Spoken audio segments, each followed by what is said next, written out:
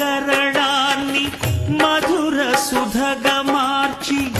నవ్వించుటొక ఆట మోహానంద పసి గణపతి ప్రాణం తీయుట ఒక ఆట